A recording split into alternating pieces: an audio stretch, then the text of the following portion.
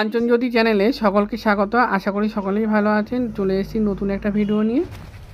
এইবারে গ্রীষ্মকালীন যে গাছগুলো লাগাবো তার মধ্যে কোকোপিটের পরিমাণ বেশি দিচ্ছি, কারণ গ্রীষ্মের সময় মাটি, টবের মাটি শুকিয়ে যায় তাড়াতাড়ি। তার জন্য কোকোপিটের পরিমাণ বেশি দিলে সেই সমস্যাটা অনেক অংশে দূর হবে।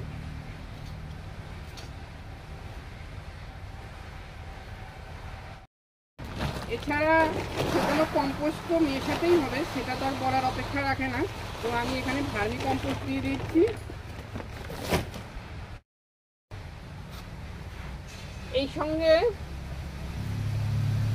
এখানে রয়েছে দুটো গ্রো ব্যাগের মাটি, মানে আগের পুরনো মাটি, আর এই সঙ্গে মিশিয়েছি ভার্মি কম্পোস্ট এবং কোকোপিট।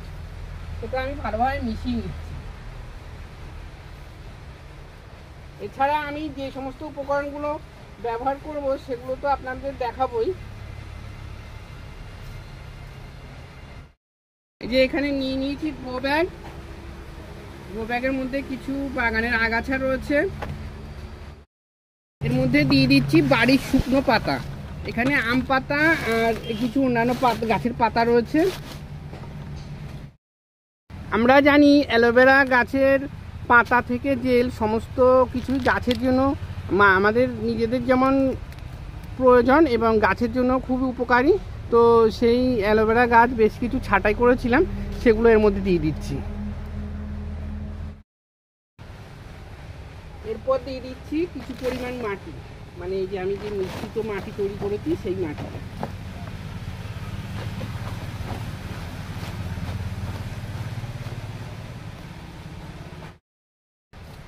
সবজির খোসা, আধ পচা সবজির খোসা দিয়ে দিচ্ছি অনেকটা পরিমাণ। বাড়ির পুজোর ফুলও রয়েছে। এরপরে আবার দিয়ে দিচ্ছি মাটি।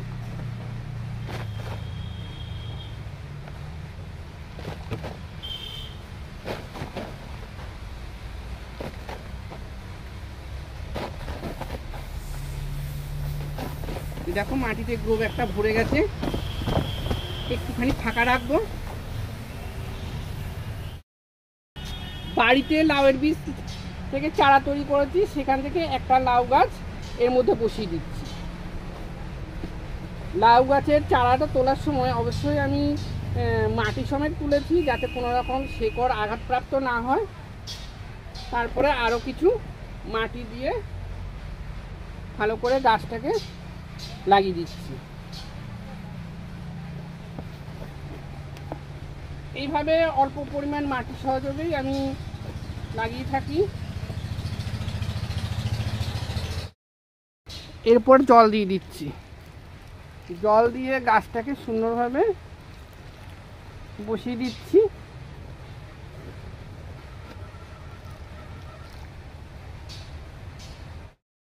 এই ধরনের গ্রো ব্যাগগুলোতে একটা গাছের চারাই বসানো উচিত। আমি আরও কিছু মাটি দিয়ে গাছটাকে সোজাভাবে বসিয়ে দিচ্ছি।